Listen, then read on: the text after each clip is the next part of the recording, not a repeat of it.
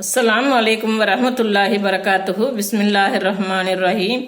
அன்பான சகோதர சகோதரிகளே, எல்லாம் வல்ல அல்லாஹ்வின் நல்லடியார்களே, இன்று நாம் காணவிருக்கும் தலைப்பு வானை விஷமாக்கும் வதந்திகள். பாகம் 3. திவாலாகி போனவர் யார் என்று நீங்கள் அறிந்திருக்கின்றீர்களா என்று அல்லாஹ்வின் தூதர் ஸல்லல்லாஹு அலைஹி வஸல்லம் அவர்கள் கேட்டபோது, யாரிடத்தில் பணமும் பண்ட பாத்திரங்களும் இல்லாமல் இருக்கின்றதோ அவர்தான் என்று நபி தோழர்கள் பதிலளித்தார்கள். அப்போது நபி ஸல்லல்லாஹு அலைஹி வஸல்லம் அவர்கள், எனது சமுதாயத்திலிருந்து திவாலாகி போனவர் மறுமை நாளில் தொழுகை, நோன்பு, ஜகாத் ஆகியவற்றை கொண்டு வருவார்கள்.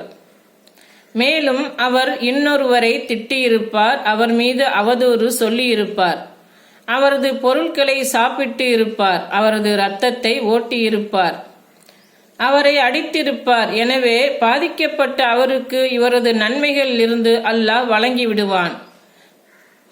இன்னாருக்கு அவரது நன்மைகளை வழங்கி விடுவான். அவர் மீது உள்ள வழக்கு தீர்க்கப்படும் முன் அவரது நன்மைகள் தீர்ந்து போய் விட்டால் பாதிக்கப்பட்ட அவர்களின் பாவங்களில் எடுக்கப்பட்டு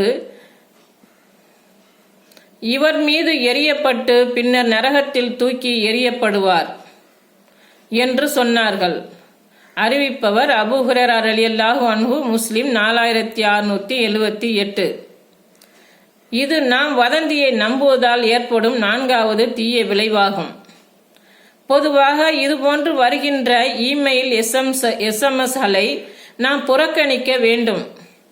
நாம் அவற்றுக்கு முக்கியத்துவம் கொடுத்து படித்தால் பரப்புவதால் இந்த விஷ கிருமிகள் அழியாமல் வளர்ந்து கொண்டே இருக்கின்றன.